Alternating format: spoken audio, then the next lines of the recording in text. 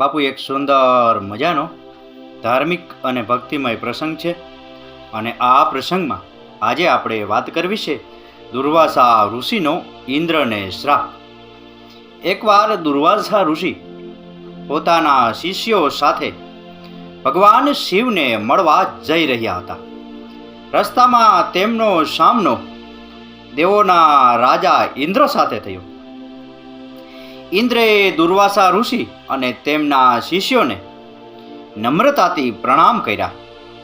ત્યારબાદ દુર્વાસાએ ઇન્દ્રને આશીર્વાદ આપ્યા અને તેમને ભગવાન વિષ્ણુનું પારિજાત ફૂલ ભેટમાં આપ્યું.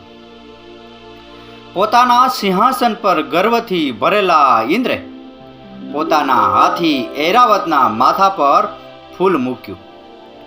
ફૂલને સ્પર્શ કરતા જ ઐરાવત અચાનક ભગવાન વિષ્ણુની જેમ તેજસ્વી થઈ ગયો.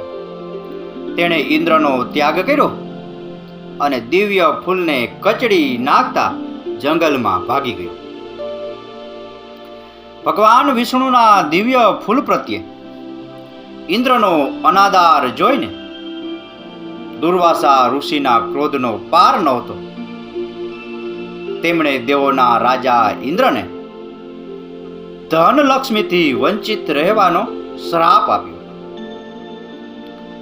દુર્વાસાના શ્રાપના પરિણામે લક્ષ્મી તરત જ સ્વર્ગ છોડીને અદૃશ્ય થઈ ગઈ.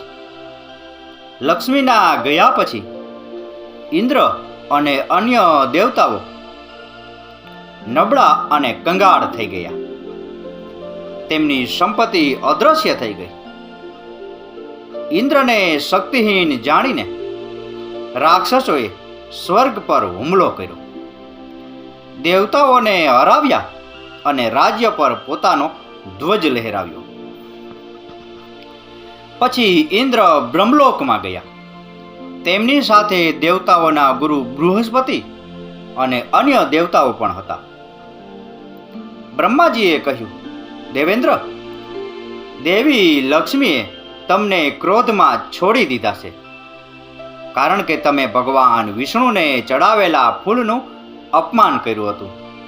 તેમને ફરીથી ખુશ કરવા માટે ભગવાન નારાયણના આશીર્વાદ મેળવો.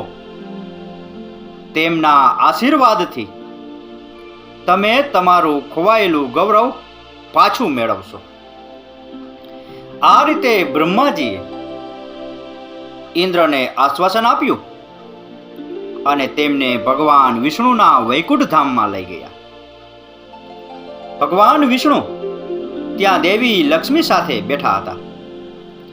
દેવતાઓએ ભગવાન વિષ્ણુની સ્તુતિ કરતા કહ્યું, પ્રભુ, અમે વારંવાર તમારા ચરણોમાં નમન કરીએ છીએ.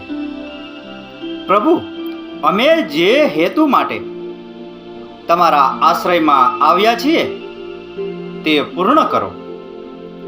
દુર્વાસા ઋષિના શ્રાપને કારણે દેવી લક્ષ્મી અમારા પર ગુસ્સે થઈ ગયા છે અને રાક્ષસોએ અમને હરાવીને સ્વર્ગ કબજે કરી લીધું છે. હવે અમે તમારા આશ્રયમાં છીએ. કૃપા કરીને અમારું રક્ષણ કરો. ભગવાન વિષ્ણુ ત્રિકાલદર્શી હતા. તેઓ દેવતાઓના વિચારોને ક્ષણભરમાં સમજી ગયા હતા. ત્યારબાદ તેમણે દેવતાઓને રાક્ષસો સાથે મિત્રતા કરવા અને તેમનો મહિમા પાછો મેળવવા માટે સમુદ્ર મંથનમાં તેમની સાથે જોડાવા વિનંતી કરી.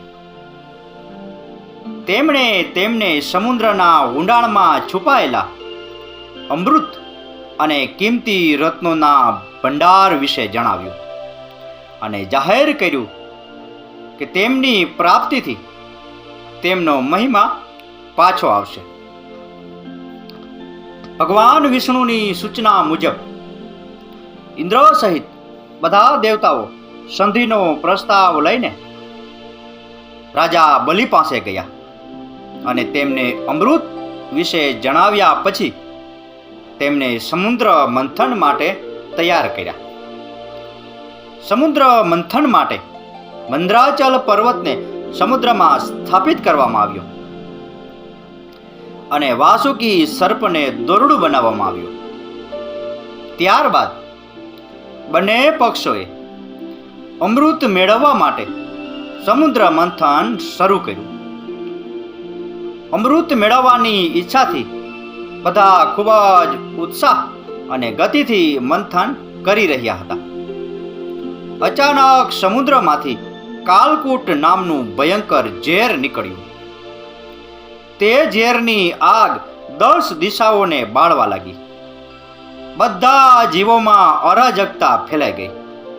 દેવતાઓને અને દાનવોની સાથે ઋષિઓ, સંતો, મનુષ્યો, ગંધર્વો અને યક્ષો વગેરે પણ તે ઝેરની ગરમીથી બળવા લાગ્યા. દેવતાઓની વિનંતી પર ભગવાન શિવ ઝેર પીવા માટે સંમત થયા.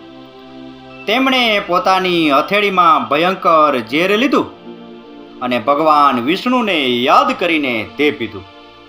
પોતાના ભક્તોની મુશ્કેલીઓ દૂર કરનારા ભગવાન વિષ્ણુએ શિવના ગળામાં ઝેર રોકીને તેને નિષ્ક્રિય કરી દીધું. આ ઝેરે ભગવાન શિવનું ગળું વાદળી કરી દીધું અને તેઓ વિશ્વભરમાં નીલકંઠ તરીકે જાણીતા થયા. જ્યારે ભગવાન શિવ ઝેર પી રહ્યા હતા ત્યારે તેના થોડા ટીપા જમીન પર પડ્યા.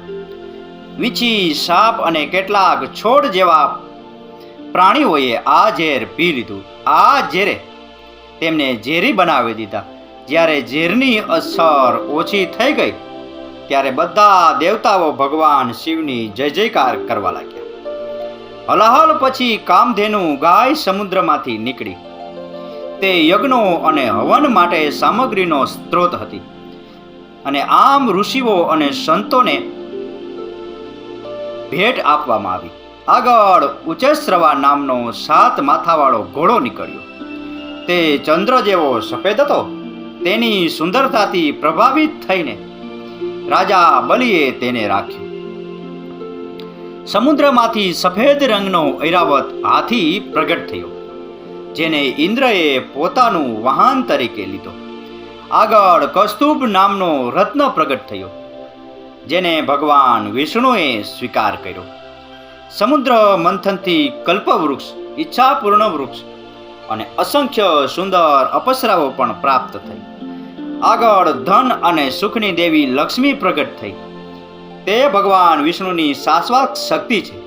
સમુદ્રની પુત્રી તરીકે જન્મીને તેણીએ ભગવાન વિષ્ણુને માળા પહેરાવી અને તેમને પોતાના પતિ તરીકે સ્વીકાર્યા. અંતે સમુદ્રમાંથી એક દિવ્ય પુરુષ પ્રગટ થયો. દિવ્ય વસ્ત્રો અને આભૂષણોથી શણગારેલા તે વેદ ધન્વંતરી હતા, જે ભગવાન વિષ્ણુના અવતાર અને આયુર્વેદના સ્થાપક હતા. તેમણે અમૃતથી ભરેલું પાત્ર પકડ્યું હતું. તેમને જોઈ રાક્ષસોએ સમુદ્ર મંથન છોડી દીધું અને તેમની પાસેથી અમૃતનો પાત્ર છીનવી લીધો.